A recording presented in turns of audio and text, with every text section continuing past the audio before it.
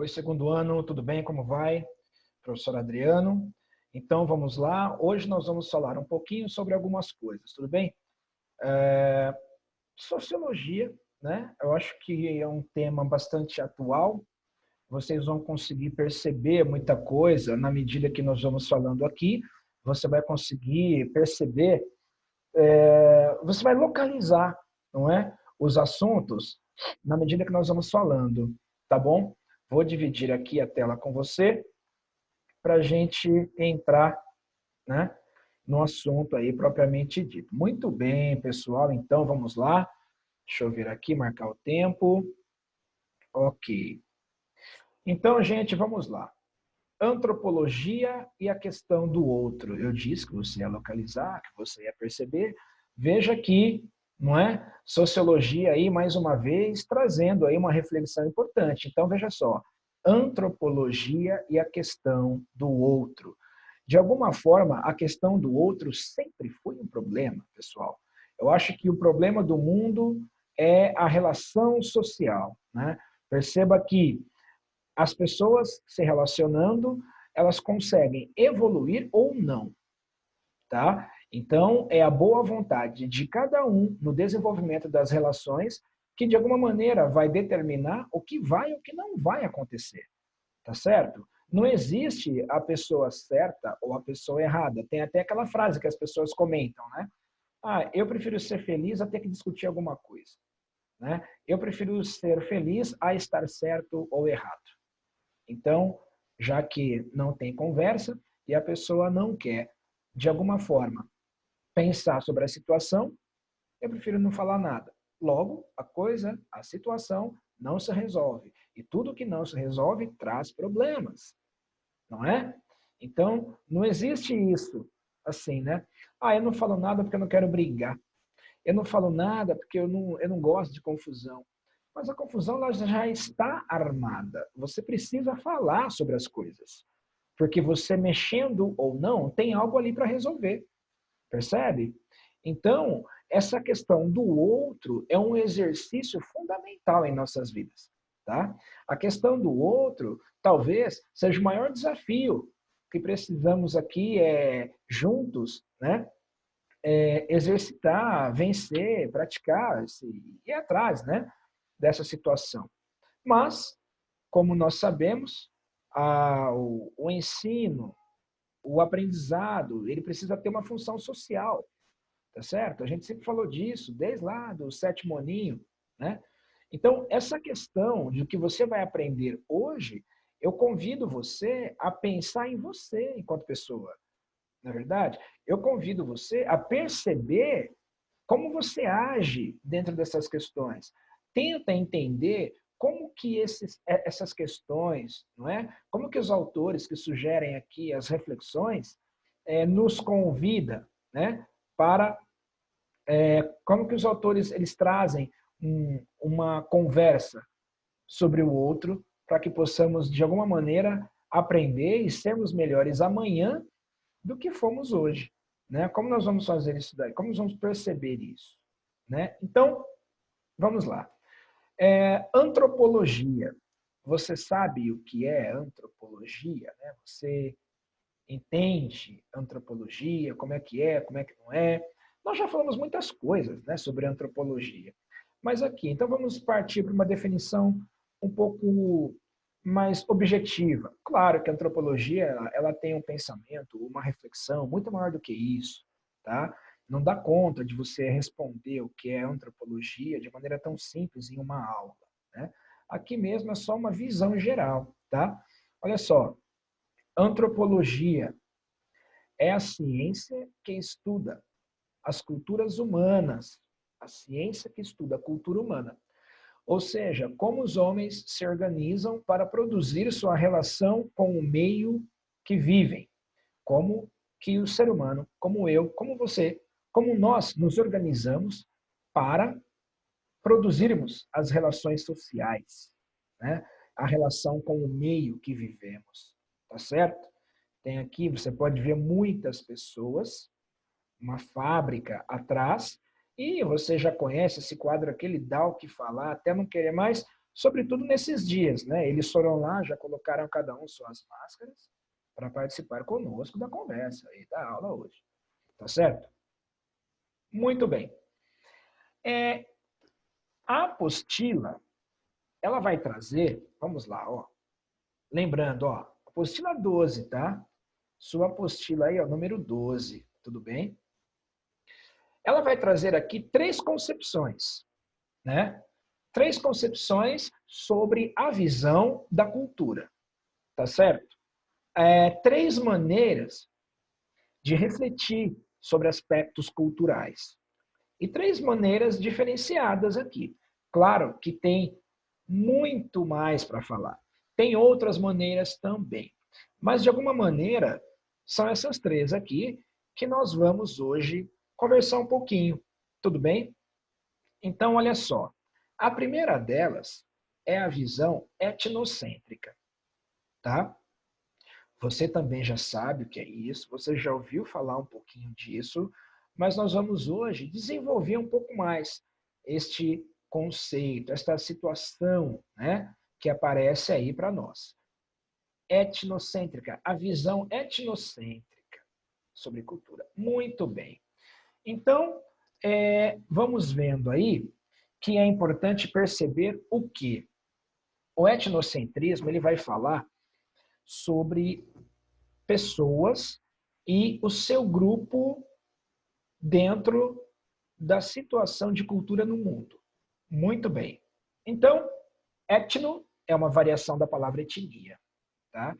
Então, etnocentrismo fala de etnias, né? A minha etnia, a sua etnia. Se bem que etnia, no caso brasileiro, é tão complicado, hein? Mas tudo bem. É um outro momento esse daí. Depois a gente fala das etnias, no caso brasileiro, né? Muito bem.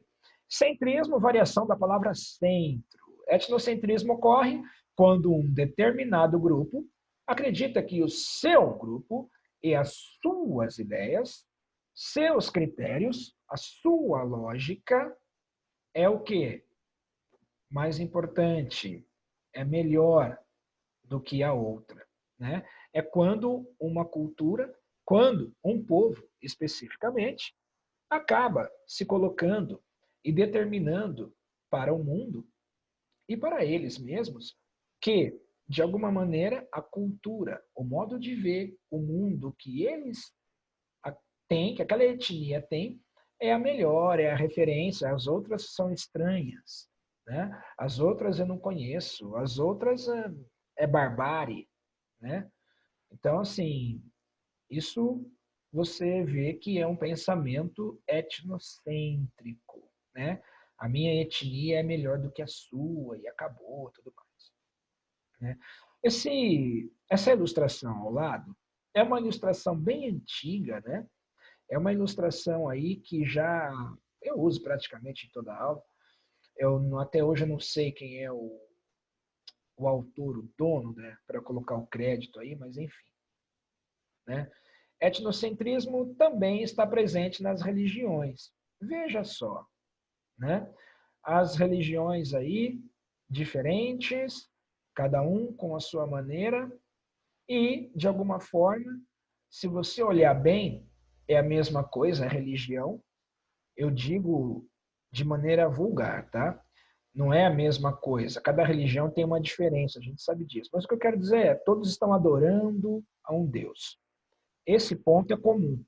O que existe em comum, né? O que é comum aí a todas as religiões?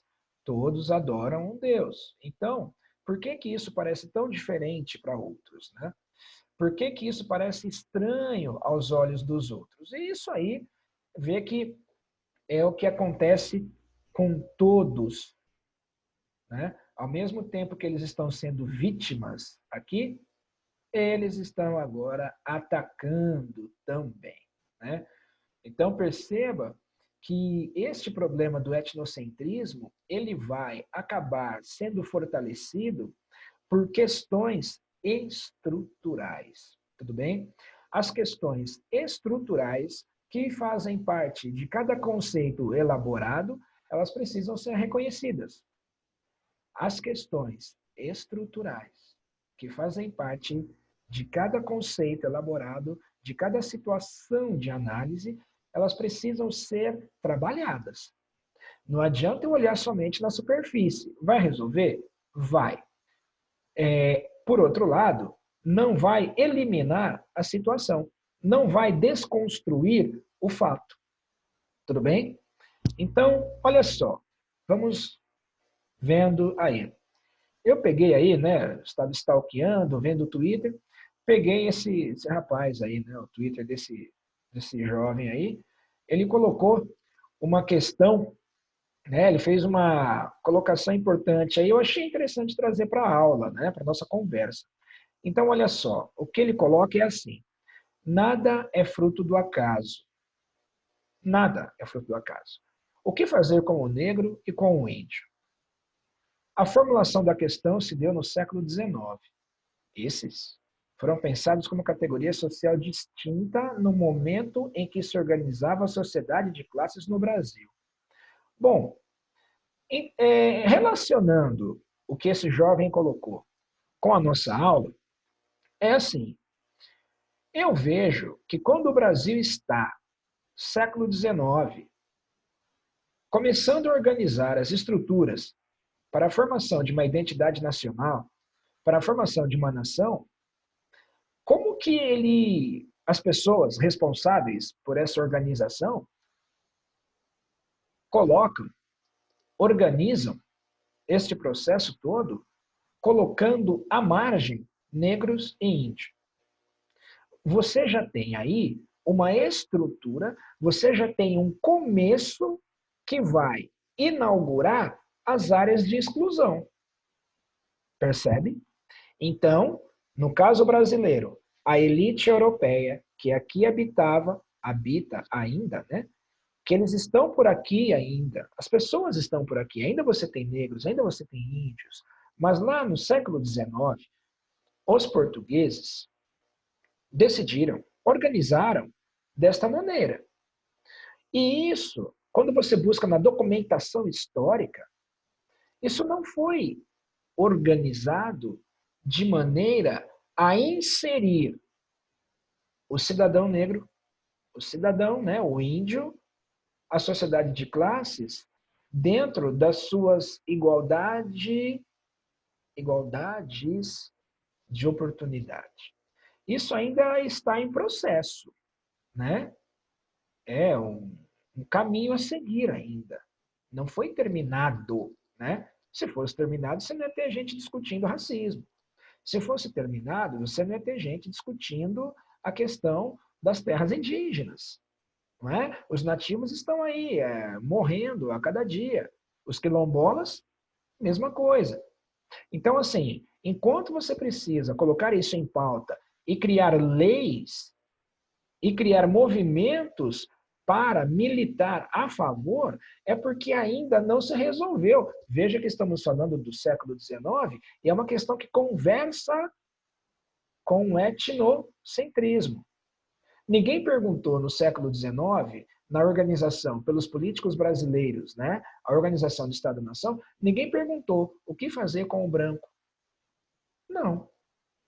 Perguntou o que fazer com o negro e o que fazer com o índio. E eu vou te dizer que essa pergunta ainda não foi respondida. Se essa pergunta fosse respondida, muitos problemas não estariam acontecendo hoje. Tá certo? Eu acho que você tem vários referenciais para, de alguma maneira, aferir o que estou dizendo. Tá? Eu acho que você tem, sim, porque você é inteligente, você sabe ler os fatos. Né? Então, vamos lá. Agora, o relativismo cultural. Né?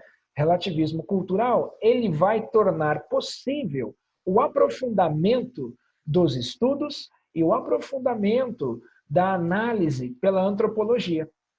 Como assim? O relativismo cultural, ele vai ser responsável pelo aprofundamento dos estudos antropológicos? Porque a partir do momento em que você percebe que existe uma situação de relativismo dentro dos aspectos de cultura, você consegue compreender as diferenças de maneira melhor.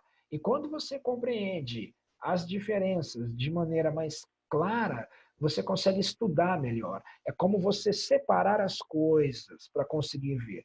Entendeu? O relativismo, ele parte do pressuposto que as coisas não são iguais e elas não devem ser iguais, tá?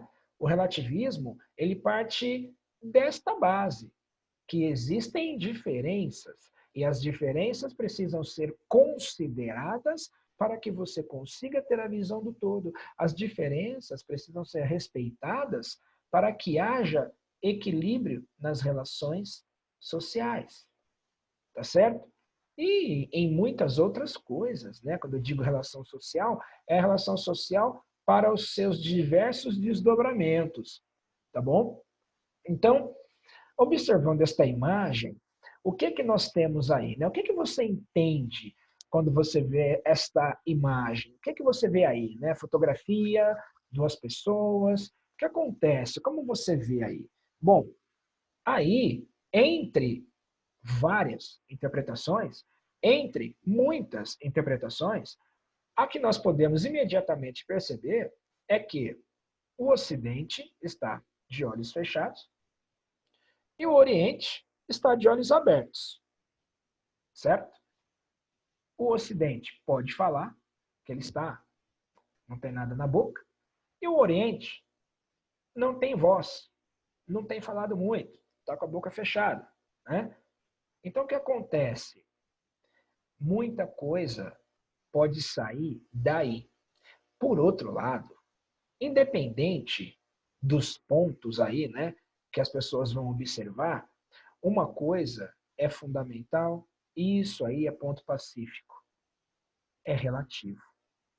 Isso é algo que precisa ser respeitado. Eu não consigo estudar a cultura de outra pessoa fazendo juízo de valor. Eu posso fazer as críticas, eu posso observar e analisar de várias maneiras, mas eu preciso fundamentalmente entender que é relativo. Sendo relativo, mais do que nunca, eu preciso respeitar.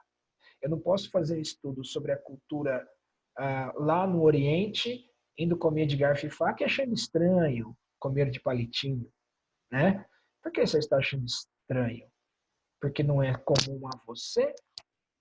Então você está debaixo do etnocentrismo. Aquilo que é comum a você é correto. O que não é comum a você é estranho.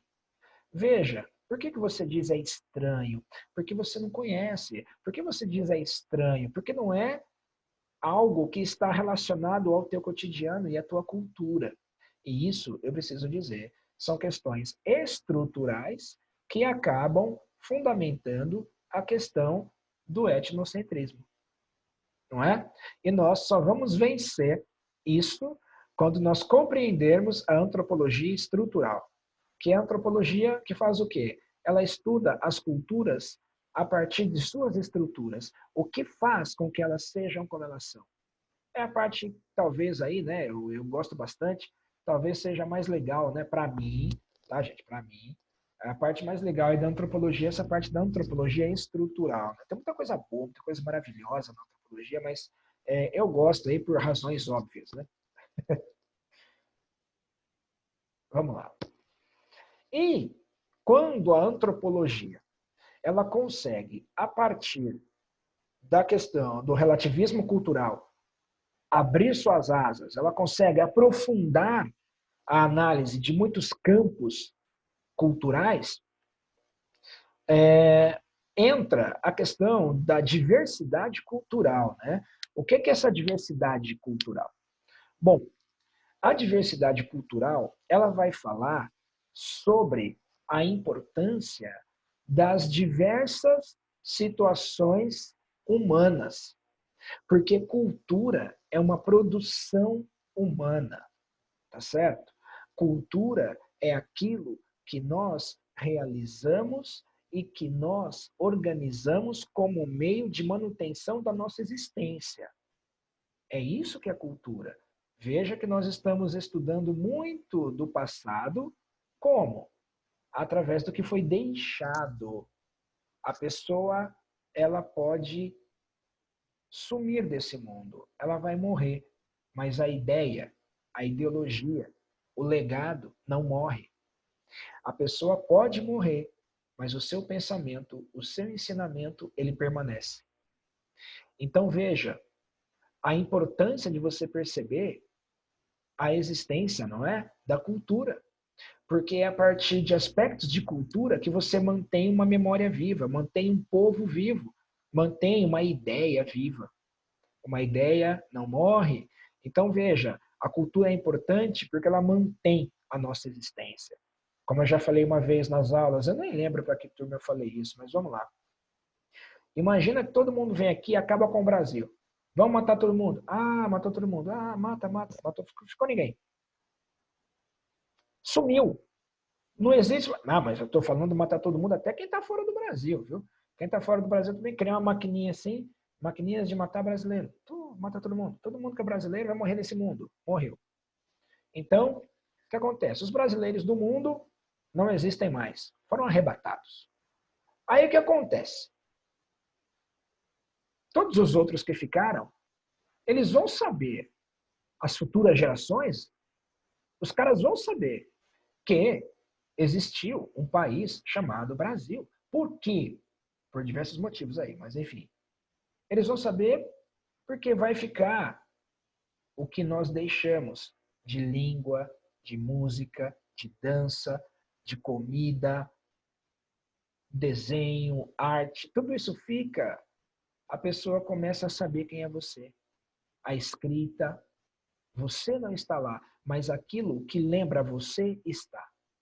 Então, a cultura ela tem uma importância tão grande. É a cultura que mantém a nós o significado, de alguma maneira, da nossa vida. Né? Ela que sustenta isso. Né? Esse fazer humano. Né? Esse fazer humano que é um fazer eterno. O que fazemos fica. Não adianta. Fez coisa boa, fez coisa ruim, vai ficar. E isso, tanto para o lado bom quanto para o lado ruim. Então, existe uma importância nessa diversidade cultural. Né? Povos indígenas, povos africanos. Aí, né, eu peguei, o que você vai... Você acha um monte na internet de questões aí de preconceito. Né? Aí eu peguei um pouco do preconceito com o nordestino, tudo bem? O preconceito com as pessoas da região nordeste do Brasil. Veja que você nem precisa pensar em estruturas maiores, em questões maiores para falar de preconceito. No caso brasileiro, você consegue falar de preconceito muito fácil, porque você tem preconceito com nordestino, preconceito com amazonense, preconceito com o pessoal do sul, preconceito com o pessoal do centro-oeste, tem preconceito com tudo. Acho que não tem preconceito com o povo do sudeste, né? Porque de alguma maneira você já deve entender, né? Então, o que acontece aí? Se nós pensarmos o Brasil é um país que não entende, que não compreende, que não respeita a diversidade cultural. O Brasil não sabe o que é de verdade diversidade cultural. Não é? Eu acho que se nós soubéssemos o que é diversidade cultural e a importância de que ela seja respeitada, jamais nós teríamos a coragem de desrespeitar, a não ser que a pessoa seja mesmo muito ruim. Né? Aí, Claude Lévi-Strauss, eu estava falando para vocês, né, a questão estrutural. Olha só, quando falamos da questão estrutural, essa imagem maravilhosa, né, ela mostra muito bem que é assim. A ideia de elementos não visíveis na construção de um edifício. Ideia de elementos não visíveis na construção de um edifício. Então, quando eu estou dizendo que tem questões estruturais relacionadas à questão do problema que nós estamos discutindo, é porque são situações que nós nem imaginamos que acaba fazendo parte. Vamos olhar aqui essa estrutura para eu falar para vocês uma coisa. Por essa estrutura, aí na tua casa também agora, por dentro da parede, você não imagina cada coisa que tem. Por dentro da parede da tua casa passa tubulação de gás, passa fio, e fio de tudo quanto é cor. Fio verde, fio azul. E esse fio azul, ele tem dentro dele um cobre. Esse cobre foi feito com cobre aqui do Brasil. Esse plastiquinho que cobre esse fio, que está na estrutura, como ele foi feito. Então, quando você vai dividindo cada coisa dentro do problema analisado, cada coisa dentro da estrutura, já é muita coisa que dá para você entender por que, que a casa é como é. A casa, se a estrutura for fraca, ela vai cair. Então, quando falamos que os problemas estruturais eles merecem uma atenção muito grande, é porque eles revelam muita coisa sobre o que acontece. Entende? Sabe assim, quando a semente é boa, o fruto é bom. Então, quando a estrutura não é boa, a situação não vai ser boa. Então, para eu tratar qualquer tipo de situação, eu preciso ser profundo. Eu preciso exigir de mim mesmo, na hora de olhar, profundidade, me colocar no lugar do outro, perceber. Tentar, antes de falar, imaginar o que houve. Não é? O que não falta para isso é exemplo. Tá? O que não falta para isso é exemplo. Muitas coisas poderíamos dizer aqui. Antes de falar para a pessoa, você é uma pessoa irresponsável. Essa semana você chegou atrasado o tempo todo. Não precisa nem dizer, né? Você pode se colocar no lugar e perceber o que que houve. Vamos entender por que que está assim. O que que faz esta pessoa ser como ela é, socialmente falando? Tem muita situação aí, né? Várias situações que precisamos levar em conta. Tudo bem? A questão da mulher, a questão dos ex-presidiários, né? O cara que cumpre pena, ele vai lá, ele sai da prisão, ele vai arrumar um trabalho e tudo mais.